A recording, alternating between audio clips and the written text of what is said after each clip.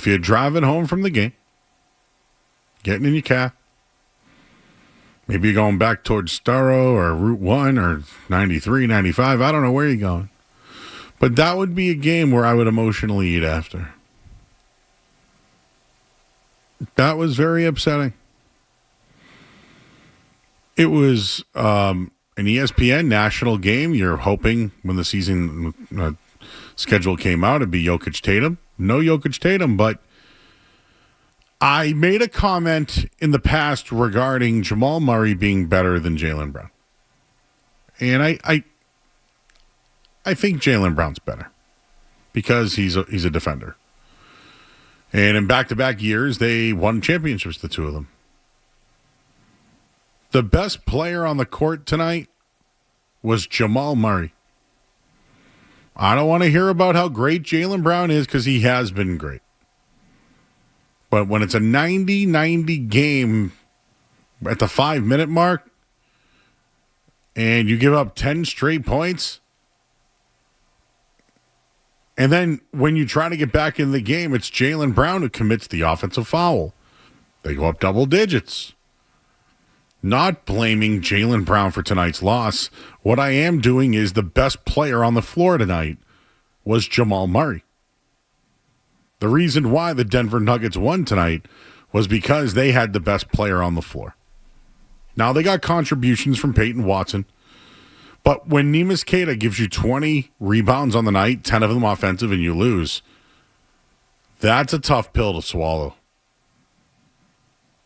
I mean, you've changed your starting five, and you've put Sam Hauser in there for more offense. He gave you 6 points tonight. He played 30 minutes. Anthony Simons has been going off lately. He had 15. I think you're going to start playing Simons more minutes because you actually need the point production. Tonight, 110. What is the Celtics season low? If anybody can look that up for me, I'd like to know that. Now, I'm not going to. It wasn't the three-pointer shot. They shot 40% from three. So don't give me they shot too many threes crap. They shot 40%. They shot 45% from the field, and they crushed the rebounding edge. I think it was the assists were different tonight. I think they passed the ball more than the Celtics did. Jamal Murray scored at will, but at the same time, he facilitated all night long. All night long. And I will say this, the Celtics bench has been doing well of late. And tonight, all they got was Simons 15 and Garza 11. They got smoked off the bench tonight. Aaron Gordon had 12 points. Najee had 12. Tim Hardaway Jr., the dinosaur, had 14. They got 47 points off their bench tonight. Let's do some Joe math here. 26, 27, 28, 31. 56 to 31 off the bench tonight. Not good. Thank you, guys. I'm just giving stats and facts. I haven't even given an opinion yet. I'll give you some more stats and facts. Please. Turnovers tonight. The Denver Nuggets had 7 turnovers. The Boston Celtics had 14. 7 of those. Half of the Boston Celtics turnovers tonight from Jaylen Brown. That's what's going to happen when he's a primary ball handler sometimes. But he had as many turnovers as the entire Denver Nuggets. That's not a winning formula. Also, the Denver Nuggets, 16 of 24 from the free throw line. The Boston Celtics, 9 of 15. You had as many free throw attempts as the Denver Nuggets had free throws made. They had 16 free throws made out of 24. You had 9 out of 15. So the Celtics don't get to the line enough, which has, been a problem. And look, they're coming off a big winning streak, but this is a frustrating loss. Like, they don't get to the line enough, and they turn the ball over. These are issues they've had in their losses. The stats and the numbers are real. Like, those are just real things that they struggled at tonight that really the Denver Nuggets took advantage of. But I think what's more eye-opening to me, I get the Celtics are what they are. I think there are nights where we might see regression, but I do think they're a playoff team that's somewhere in between 1 to 5, right? And they just moved up to 2. I think they played a higher class team tonight without Jokic. And I wouldn't have said that going into the game. I did not think that at all going into the game. By the way, the Celtics were 10-point favorites tonight. 10-point favorites. Even Vegas thought Denver was bad. So just the numbers alone, turnovers, free throws. What were the things that Joe Mazzulla used to always do when I used to do the head, shoulders, knees, and toes thing? What was it? The win the rebounding edge, turnovers, free throw. I forget what it was. They lost them all tonight. But they won the rebounding edge, and they lost without Jokic. Like, that's crazy to me. Anyways, Jake, I know I asked you a question. He's still here tonight. Hey, Joe. How are you? Hey, you still here? Yes, I am. Might as well get you on. Season low. I appreciate that. Season low for the Celtics scoring this season. 95 points. It was a loss on opening night to the Knicks. So this one would fall right now. It looks like it would be tied for the 11th. Okay, so 110's fine. 110's fine. All right. I have more a problem with the fact that Neemias Queta grabbed 20 rebounds tonight, and the Celtics still found a way to lose this basketball game. I know they made it close at the end, closer than what the game probably actually was, given all the fouls late and the late free throws. But if you're a Celtics fan driving home from the game tonight, you should, call in 617-779-0985. Hey, thanks. But how do you not feel disappointed and let down? I actually don't. I wouldn't understand that. This was probably the game that a month ago people were buying for their family for Christmas. Jokic, big name star player. Jamal Murray's in town as well. Right after the New Year, right around Christmas time.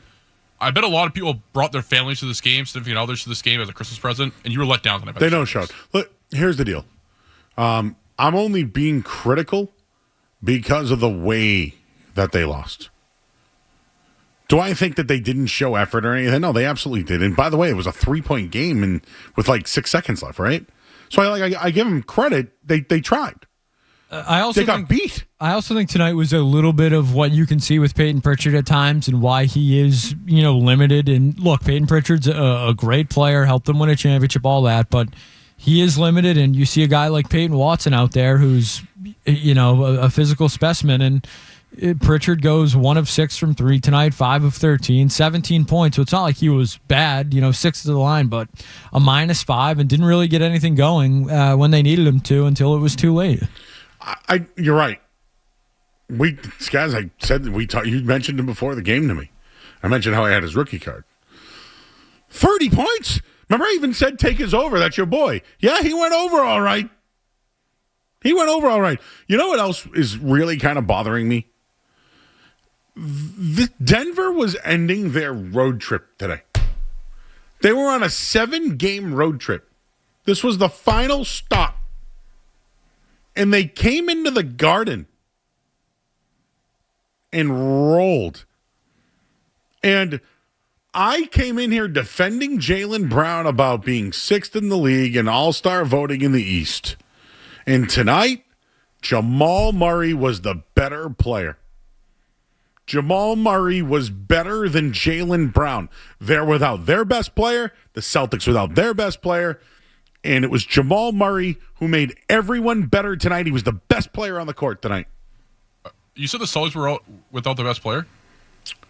Yeah, Jason Tatum. Oh, okay. I just didn't know if that was 100% a fact this season, at least. Going back to you mean are you chirping right now? Tatum didn't win Finals MVP, right? Jaylen Brown. Yeah. He was the one who closed out the series, right? It was Yeah, maybe a little bit of both. Maybe Batman Robin if you want to. I know we're supposed to be green teaming today, but I'm just putting it out there. Like, is it definitively a fact that Jason Tatum is the best player on the Celtics? I think so. Yes. Yeah, I think so. Definitively? Yes. 100% a fact. I mean, Jalen's doing his own campaigns because no one else is helping him. I'm actually on his side on that one, by the way. But tonight on national television, this is going to sound critical. One had 33. Where is Felger? I bet you Felger's listening because he's doing BST tonight. So if you're listening, Felger, I would like you to hear this critical analysis. Jaylen Brown tonight had 33 points and didn't make an impact in the game at all. Jamal Murray had 22, got into the paint constantly, and passed it off 17 times and literally helped their bench tonight. Well, I think the concerning thing, too, from a Celtics perspective is Jaylen Brown had 33 points. Neemias Queta had 20 rebounds, and they were the 2 highest minuses on the team tonight, -16 and -14. And again, who was their big tonight? Who was Denver's big tonight? Najee was really good in the fourth quarter. Not exactly a big, but Deron Holmes? No, they had no bigs. No wonder why he had 20. It's almost as if, like, you're right. The fact that those two had the highest numbers, but the lowest plus minus there. Jaylen Brown has to be the best player on the court for the Celtics to win. I know, and look, that's not all his fault, by the way. I'm not blaming him for the loss either. I'm really, really not. His turnovers definitely did not help. They did not help. But if we really want to break it down, I think it comes down to Denver's bench, which they were on the last game of a long road trip. They got it going tonight against the Celtics bench that did nothing, but they kept Jamal Murray in the game, and he facilitated those guys all night long, where Jaylen Brown would just score his 30 on 30 shots, by the way. And ho-hum. I got my 30 tonight. That's kind of how I feel after this one.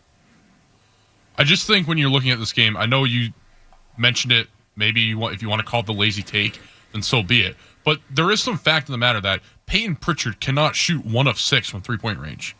The fact that he is shooting 1 of 6 against a Nuggets team without his best player, who should be struggling to find their identity at the moment, should not be happening. And that belongs to Pritchard. That fully belongs. I get emails all the time from Celtics PR. They're trying to get him in the All-Star game. They want him to get the All-Star nod, which of course goes to team they're of course going to pump up their players. Any good PR department would do that.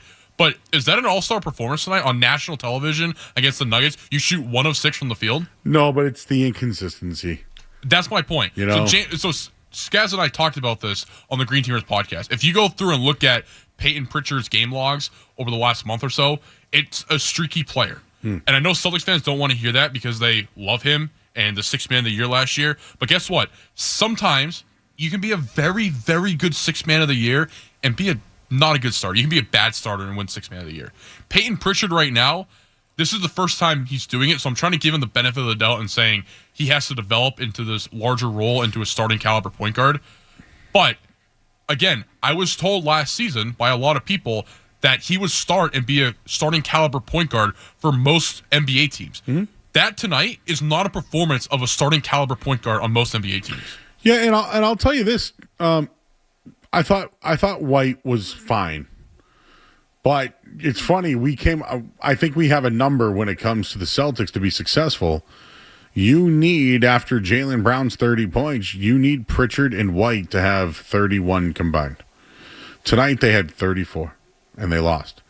But where I'm going with it is nothing changed about what the Celtics did offensively. What changed tonight was their turnovers, which were bad, right? 14 turnovers, and at the line they missed 6 free throws. And it just absolutely kills me when they lose their free throws. So they lost by 4, right?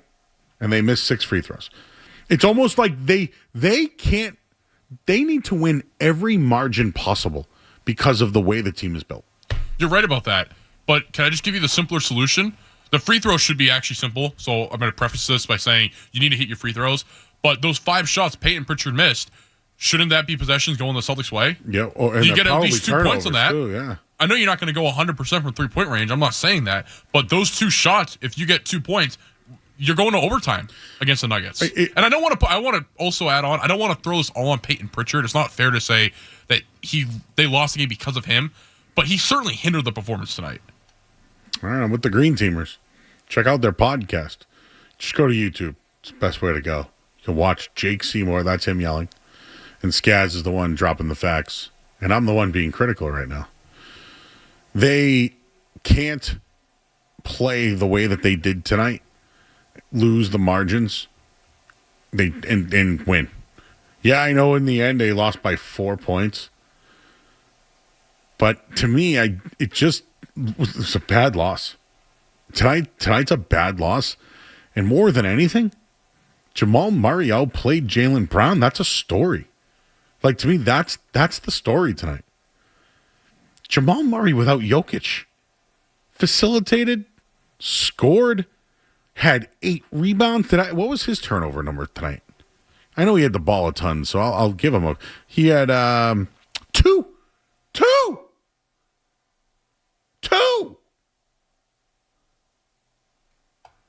He was the best player on the court tonight. 37 minutes. Jalen played 34. That's me. I'm looking for an edge on that one. That's me trying to make my argument. After tonight? I'm sorry, what was that? Do you think he should win Western Conference Player of the Month after tonight? Oh! All right, well, there's the Green Teamers. You heard from them. We got to pause 10 seconds.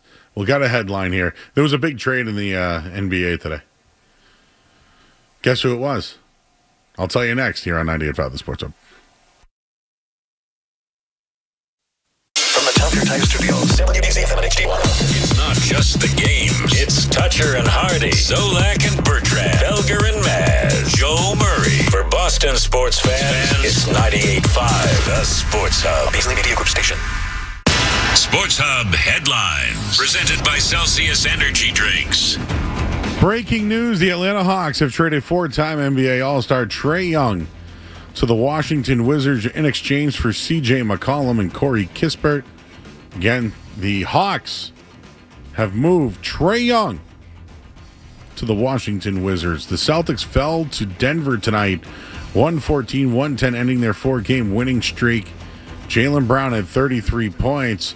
Peyton Pritchard and Derek White had 17. Anthony Simons, 15 off the bench. Neemias Queta had 20 rebounds tonight.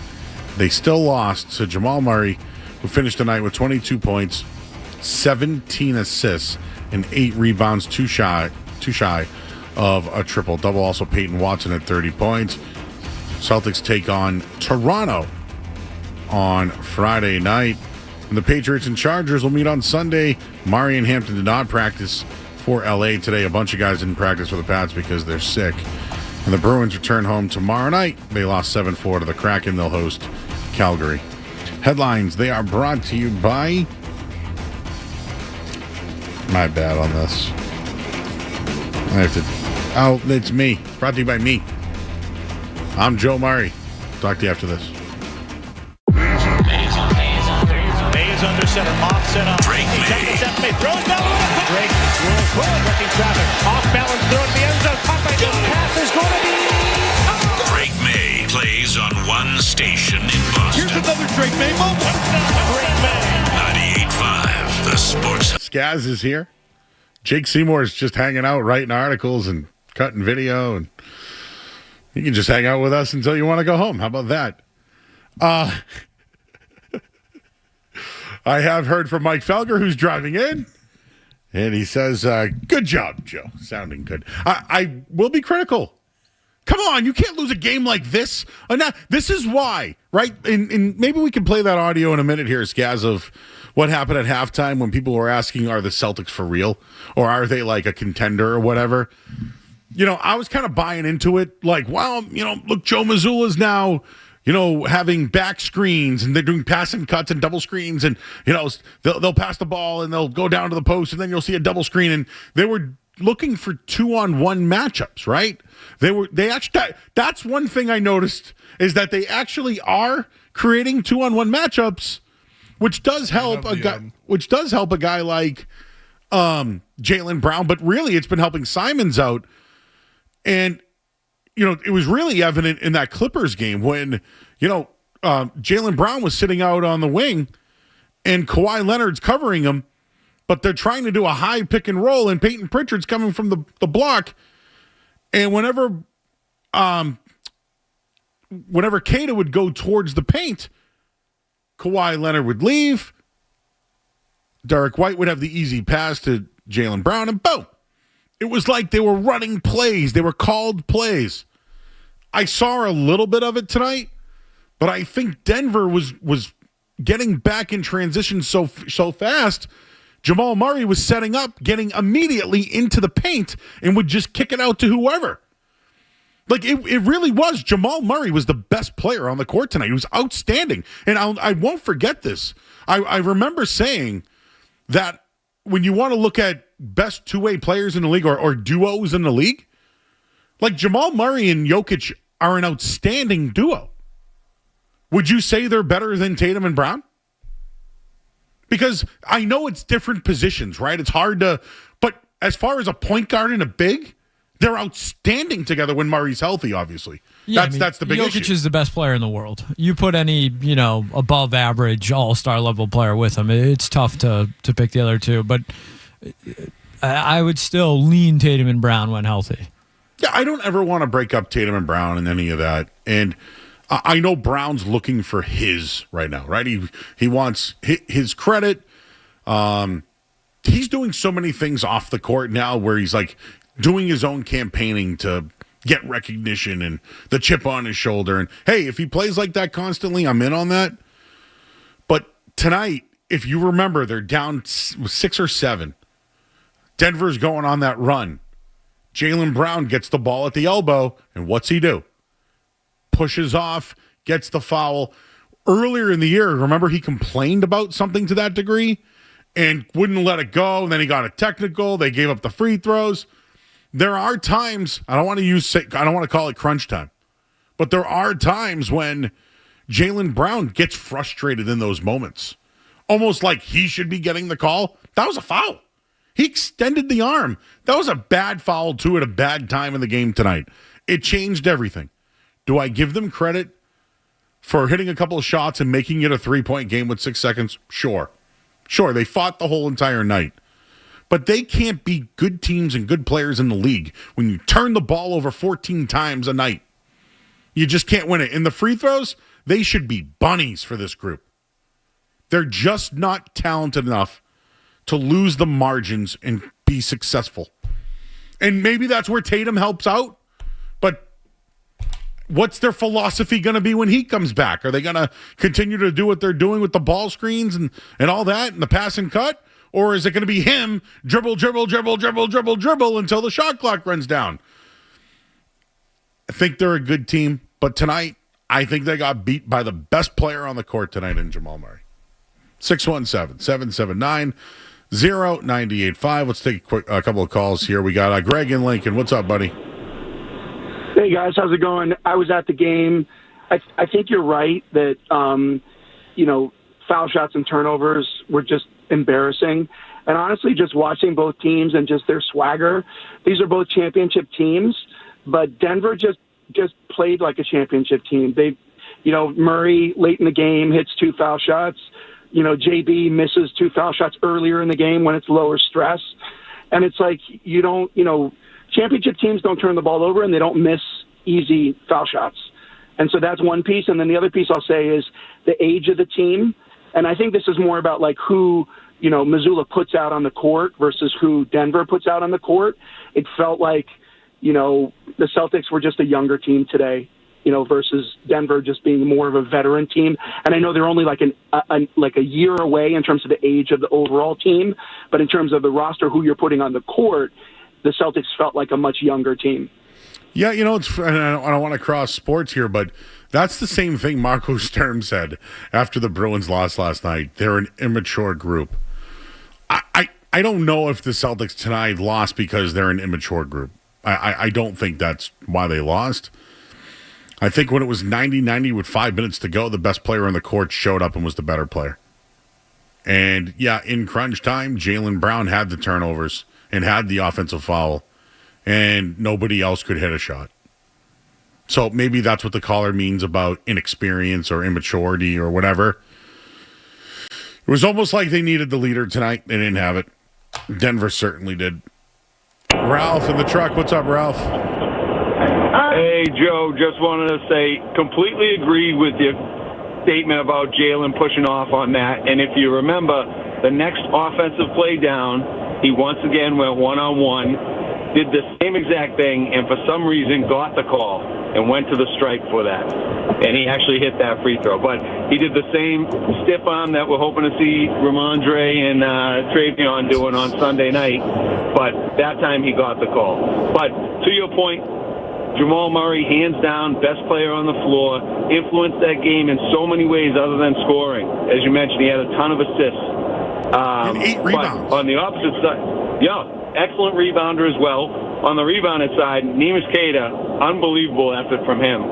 Keep plays alive, getting second and third opportunities for the team. And there were a couple times we just couldn't knock down the shot that we got afterwards. But for the fourth quarter, man, it seemed like it was the Jaylen Brown show on offense, and he didn't have it. Yep. And, it's one of those nights, but it would have been nice to see a little help from the others. As you mentioned, they made that run at the end, made a couple buckets to make it a closer game, but that was with JB on the bench. So take that for what it's worth. You're right. When Jaylen Brown had the foul trouble, they brought the bench. The bench did struggle tonight, but it was those guys that helped them it was Simons who helped them get back into the game a little bit there. I'm almost wondering if they need to play Simons more. Like I'm not like they've been starting Hauser to try to get out the faster starts, which I understand. It's just maybe there should be a campaign for Simons to play more because I don't know. You got about a month or so to figure out that contract. They don't want to pay over the luxury tax. They have about $13 million they need to shed. There are ways they could do it. They could do like Hauser and Boucher and see ya. But my whole thing is like you're probably going to have to give up first-round picks to move on from Simons. So, like, showcase them. Like, at this point, showcase them. They'd be small, but you got Cato with 20 rebounds a night. So, I just, to me, like, you got a month to kind of figure this thing out, plus you'd get an extra ball handler where you might not turn the ball over as much. The problem is, too, is that the Celtics are unwilling to give up first-round picks, it seems like, just based on the reporting that's came out the last few days. But Simons and Garza played well tonight. Garza was at 11 points, 5 of 5 shooting with a made three-pointer. Anthony Simons, 15 points, 6 of 9 shooting, and 3 of 4 from deep. Those guys, the rest of the bench didn't play well, but if you're getting that production scoring-wise from those two players, you should be able to beat a Nuggets team with no Jokic. And you know what this game does? It's like a microcosm of the season. Because we just sat here before the game, pregame, and we were talking about how well the Celtics were playing as of late. They had a great West Coast trip. They won all those games. The starters were benched the Monday after Christmas against the Pacers. And we all credited Missoula for it. You're right. The Missoula credit came in. Brown got the coach of the month. Exactly, right? Yep. Friday night, they went to Indiana, got punched in the mouth early, came back in that game. So you started to see the positive lights come through, and they win some games. That Portland lost with a bad loss. But this one makes you go back and look at the West Coast trip and say, well, hold on. Who did they play again? Oh, they played a Clippers team who is terrible. Monday night, they played the Bulls, not a good team. Kings, Jazz, Blazers, Pacers. All those teams are terrible. They're fighting for a play-in spot. Most of them are fighting for the bottom of their conference.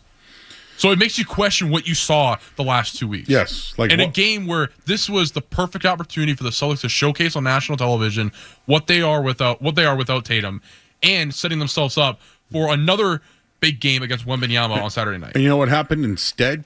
The national audience saw another lead blown, right? A 19-3 run given up during the game. How many times are you going to watch the Celtics on national television, Tatum or not, and watch them blow leads in the fourth quarter? It's been a problem for at least 4 years now, at least, spanning different coaches too. Like, if you were a national fan and you're sitting in Utah and you want to see the Celtics play on ESPN, your experience, it seems like with the Celtics, is watch them get out to big leads, blow it, and then in a situation like this, have a perfect opportunity to prove themselves, and they choke it. That's your experience as a national basketball fan following Celtics, besides winning the championship in 2024. Yep. Justin's in land. Hey, Justin. Hey, Joe. Can I please be critical of this team? Go ahead. For a second, because the thing that bothers me was the 14 turnovers, the missed shots, and yes, they did battle back late in the end, but they just can't match up with teams in the West, because I think they play down in the competition, Joe. And you and I have talked about this before. I feel like they play down in the competition. They do, man. I appreciate you. I wanted to get into the Trae Young trade that happened here on the other side, and also I want you to hear the sound from Kenny Smith tonight regarding the Celtics. This was before the game, okay? So I wanted to just be clear that sound was before the game. And then what the hindsight is after hearing it, we'll do that on the other side. Hey, we got the Green Teamers here. James Scaramazino and Jake Seymour. I'm Joe Murray, 98.5 The Sports Hub. More Joe Murray coming up on The Sports Hub.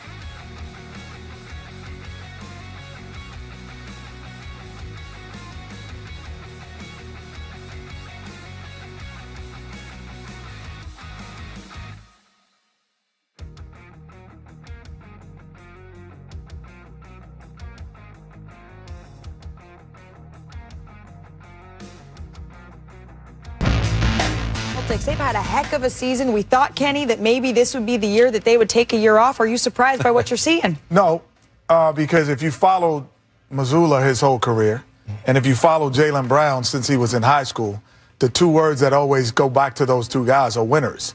So it's hard to tell winners not to win. And so they basically came in here with a winning attitude. Now, are they a contender without Jason Tatum? No. Are they a really good playoff team? Without question. So, Jaylen Brown is a winner. He's been there since he was in Atlanta, growing up in high school, AAU. I've never seen this guy lose a lot of basketball, and this is what he does, and I'm not surprised about it. His ability to score the basketball has been underrated because he plays with such a great player, Jason Tatum, for such a long time. But he is the guy. I'm sorry, who's the guy? Did he say Jaylen Brown's the guy? Or was it Jason Tatum is the guy? Sorry, you're a great player. You're a winner. But Jason Tatum, I just want to make sure at the end there he was talking about Tatum. No, he was talking about Jaylen Brown, I believe. He said Jaylen Brown's the guy? Like right now, yeah. He's the guy that's out there. He is the guy right now. Yeah. You mentioned that the Celtics were not true contenders without Tatum. Which I agree with. Sure. But where are they in the Eastern Conference standings right now? They're second. You're telling me that this Celtics team, and maybe this is tonight, prove that they couldn't compete with the Pistons or the Knicks in a 7-game playoff series?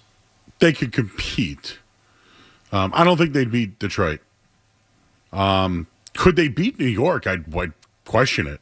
I think they could. The Knicks have been struggling lately. Yeah. Karl Anthony Towns with some Karl Anthony Towns-esque post-game comments. Minnesota-esque, I should say. Maybe Karl Anthony Towns post-game comments recently. So, yeah, the East is very down this year. I think that's something that's gone a little. And, you briefly mentioned it earlier, Joe, but this game on Friday night against the Raptors, sneaky big one.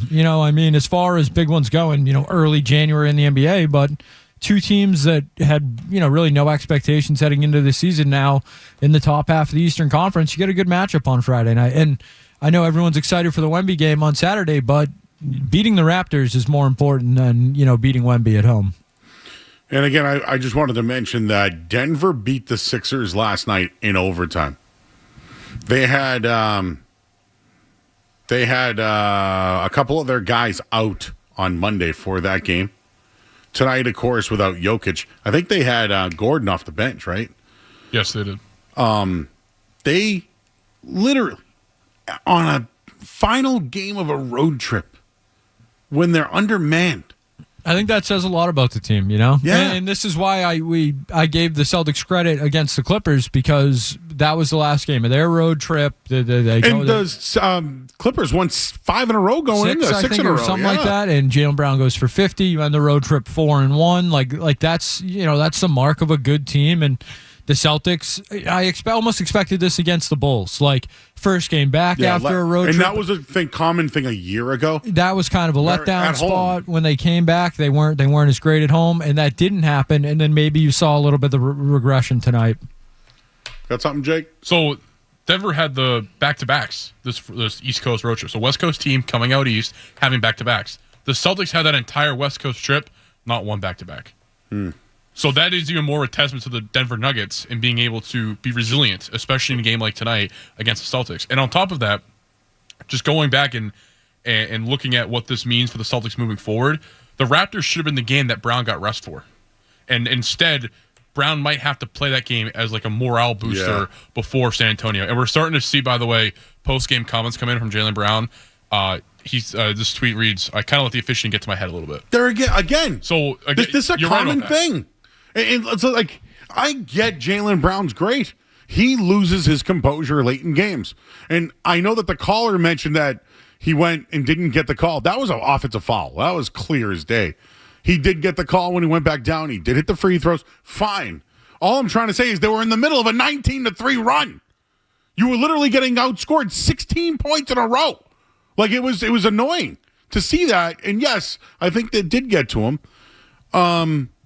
And there's something about that late in game thing with Jaylen Brown, and I almost wonder if there's, like I said it when we were actually watching the game together, I wonder if there's like a blueprint on that. He's so good around that elbow and foul line. I wonder if there's he likes to push off here off his right leg and push. So I just wonder if there's they game plan that. They scheme for that late in games, knowing that he does that, and he gets frustrated doing it as well. So your thoughts, 617-779-0985. I just wanted to give a couple of takeaways here. Denver had the top-rated offense in the NBA this season, but the Celtics, number 2 as well? The thing with Jamal Murray tonight, he wasn't finding shooters just inside the paint. He, I think he assisted on 7 3-point shots in the first quarter from the 3. And I'm trying to see some other numbers from him tonight. He was outstanding. Luka Garza, I think, he's definitely earning more minutes. I still think he's just a backup big. But I almost wondered, have they ever gone double big?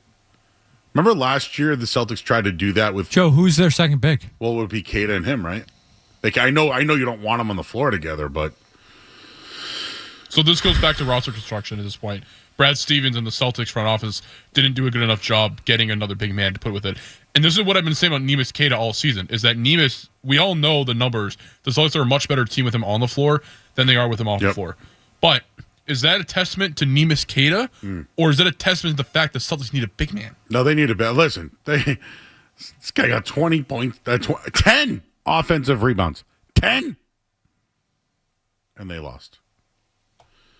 But a big night on the offensive glass. That's why I got to look that up. When's the last time they've had that many on the offensive side of the glass? I know we got to go to the headlines, but let's react to the Trae Young trade. He wanted out of Atlanta that bad, huh? Like so bad he wants to go to the Washington? And the trade's just a salary dump, right? Like CJ McCollum isn't much. Corey Kispert's kind of flamed out a little bit. I guess he's okay. But now what does Atlanta do? Is Atlanta just a team that kind of puts like a decent playoff team together and develops stars and then they just trade them? I mean, Grandy's had this. It's kind of been floating around NBA Twitter, but the play-in game has just become the Atlanta Hawks, Chicago Bulls play-in game every single year. And that's basically what those two franchises are. I actually kind of like this deal for the Wizards. And I don't love it. They get any picks in this? Because they're taking on money, right? Yeah, I don't know. Both these teams stink and will not win anything. But I think the Wizards are basketball. I don't even know what to say. Purgatory. Yeah, it's even worse than that. The Wizards. Hell, it really is. But Atlanta, at least, I think Corey Kispert's okay. Middleton's or McCollum at this point in his career is what he is. But they're going to have picks. They're trying to do something. Both teams stink. It has no real impact on the Eastern Conference. Zach Richarche. Yep. And Yeka Okongwu. Okongwu's decent player. Plays well against the Celtics. Jalen Johnson. Jalen Johnson has been very good this year. Dyson Daniels. I like the vacuum cleaner. Dyson Daniels, very good. Led the league in steals last year. This trade sucks, guys. If I had to pick a side, I would take Atlanta. Yeah. And now Trae Young's going to waste away in Washington, or are they going to build around him? How do you build around him? Exactly. That's the thing. So I looked at their cap space earlier because James Stewart and I were talking about this during the Felger Maz. Is why did he want to go to the Wizards? It's a strange move. Washington versus Atlanta. Atlanta would seem like a much better place. Let's take a look at their cap situation. CJ McCollum now out of there. Their only other option right now is an expiring contract for Chris Middleton at $33 million a year. So they're going to, obviously they inherited Trae Young's contract, but if Chris Middleton doesn't re-sign for that amount of money, which he isn't going to because he's at the end of his career, they're going to have a lot of cap space to go out and get somebody. So is this a situation that Trae Young looked at and said, oh, I can go here, get paid, and then bring a friend with me because they're going to have a lot of cap space this offseason? Hey, the other news that's out there is, of course, the potential Anthony Davis trade. I'm playing hypothetical here. Does Washington have enough bad salary to make it basically a trade for Anthony Davis? I don't think so. Could Chris Middleton, McCollum? Why would the Mavericks do that? Well, they'd probably. Well, they want the player, obviously, but Could they get Alex Sarr out of it? And try to build like a young woof. I know. But at least you'd have the, Cooper Flagg with him, young players that they can kind of build around. I think Toronto's interesting. They have, young talent and flexible money there. It's just so funny how the Mavericks what a disaster. And you ended up with Cooper Flagg and you're still kind of a disaster. That's shame on the league. We did this the other night, but who are partners for Anthony Davis? And the only reason why I bring up Washington, all those expiring contracts. Like, I think you could do a Middleton. I think Kispert's okay. He's 10 points a game guy. He's fine. And I like Alex Sarr. Like, I think he can be a good player in this league. But is Trae Young and Alex Sarr? Like, I feel like there's more to it. The other flip side of this is, could the Celtics be involved in a 3-team trade that involves Anthony Davis and somehow they can get under the cap? And that's where I think Simon's contract comes in. There are some reports that after trading Trae Young, the Hawks are now shifting their focus to Anthony Davis. So, like C.J. McCollum? I don't know. He's averaging 18 points a game. I didn't realize that. I thought he was washed. Who else was going to score on that team? No, I thought he was just washed. He's old now. Where did he go, to Lehigh or something? I think he was. We beat Duke, I think. Yeah. That's how that's how we all know him. From beating Duke. I did see tonight that Joe Mazzulla on What Went Wrong Tonight on the 14-0 fourth quarter run. Obviously, we had some empty possessions on offense, and they did a good job versus our aggressive pick and roll coverage. I do agree with that. I think Denver did really well with the Celtics pick and roll tonight, but that's not why they lost. It's because you turned the ball over. And you had just bad possessions down the stretch. The offense went cold. And which is the calling card of the Boston Celtics. What you got, Jake? Can I circle back to right around Christmas time, the Celtics and Jaylen Brown, they came out with this mantra of Celtic University, and it was about essentially how they're in a year where their players have to learn how to do certain things, learn to win, learn scheme, learn how to basically play Celtic basketball, all the buzzwords that Celtics fans love to hear. So the reason why I bring this up is Jaylen Brown, and it was a tongue-in-cheek comment, he said sometimes they watch a film, he's got a clap, like, wake up, Josh. Obviously referring to Josh Minot, who is pretty much fallen out of the rotation at this point. Pretty much, you just there, funny.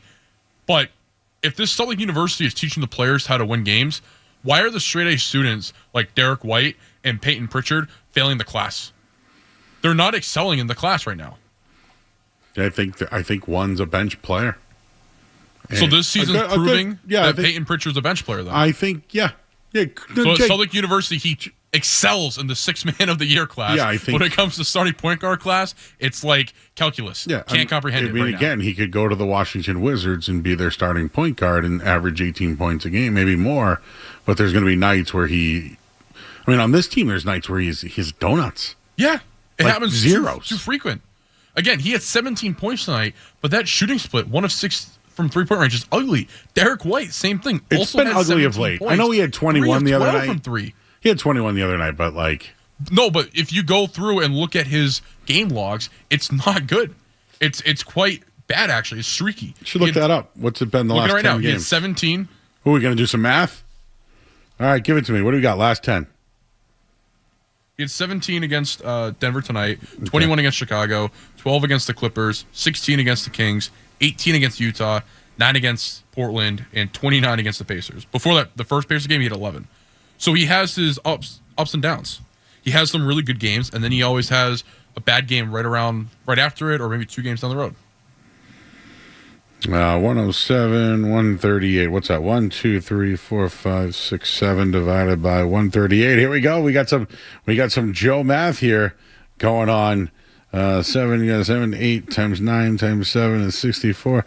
Well, that's still not a bad points per game. But the numbers are deceiving. It's surrounding that because you have a 30-point performance in the middle of that. So, of course, it's going to make his average higher because that's how the math works. That's Joe the math. Joe math. That's how that works. That's how it works. But around that 29-point game, he had an 11-point game and a 9-point game. Before that, he had 33 points against the Raptors. So, yes, he's capable of scoring in large volumes, but he can't do it consistently. So, Joe, what is that? That's a streaky player. Peyton Pritchard reminds me of the guy who, great bench player, and then during the season, he sometimes gets put in the starting lineup, and he always just kind of struggles to click right away. And he'll have his game where he blows up and plays great, and the next game, it's kind of back to earth. That's what it's been like watching Peyton Pritchard this year. And I don't want to I feel like I'm hammering him, and I want to make sure I'm being fair because Derek White's been kind of similar in that respect too. Yep. And tonight they were both terrible shooting. At least Derek White does stuff without the ball, right? But on top of that, you can also understand why Derek White is having the season that he's having because Tatum isn't able to facilitate the way that it was in previous years. Yep. There's a stat on cleaning the glass, which is like an NBA advanced metric stat. The stat's not that advanced, but essentially it breaks down the percentage of shots for a player that came from an assist.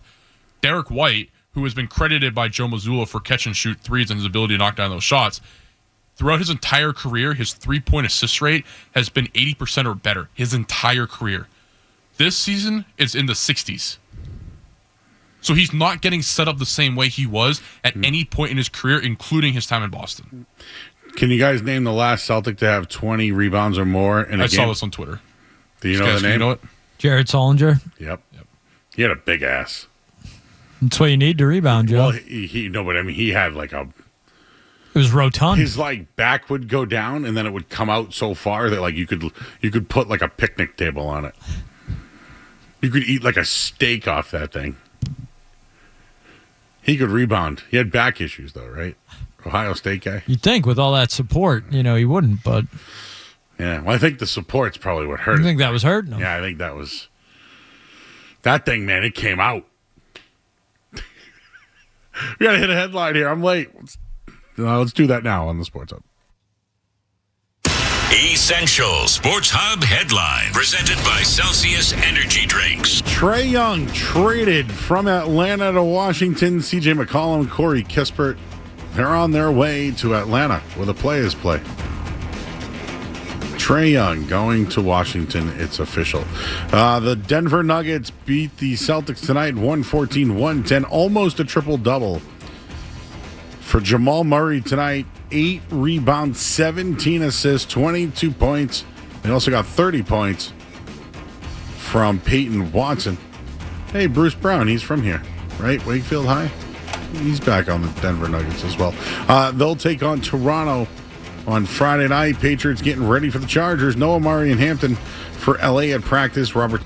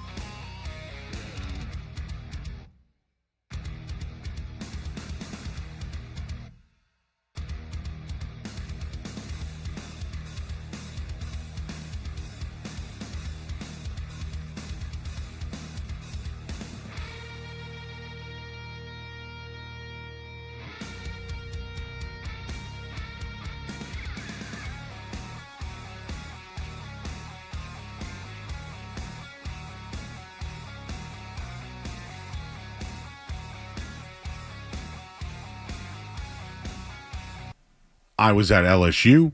I had a full ride. My whole future was ahead of me, and I didn't care at all. Some people hit the slots, the tables, the apps, spend what they can spend, and go home. Or put the phone down. Not me. I'd wake up early in the morning, and the first thing I'd do was bet. I'd stay up late and bet. All day, all night, I had insomnia. So if I woke up in the middle of the night, the phone next to the bed, I'd bet. Any little money I had, it was going straight to FanDuel. I knew I was addicted. When you lose and you're an addict, there's this voice in the back of your head like, no, no, no. I got to get my money back. I got to get it back. But even when you win, it's never enough. You aren't satisfied just winning $1,000. Don't get me wrong, a bag is nice, but nobody gambles for that kind of money. Gambling is about the dream. Everybody's dream is to go to the casino and hit for $100,000, $300,000, $500,000. And a lot of gamblers think that if they quit, it would end up being right before their biggest hit. Before they would have had tripled up on some parlay 10 times, 20 times. Why not? That could be me. That's the mindset that always kept me hanging on. What if I do quit? But one day, I would have hit this. And we've been on a boat somewhere living off it. Gambling is a complicated thing, especially with the apps. You know how the casino don't have windows or clocks? It's all a mind game. They don't want you thinking about the outside world. They don't want you to look out the window, see the sun go down, and realize how long you've been gambling. The phone's like that too, in its own way. I'd be in my own world, laying in bed, in the dark, in pain, with the lights glowing on my face. It was lonely, a really lonely experience.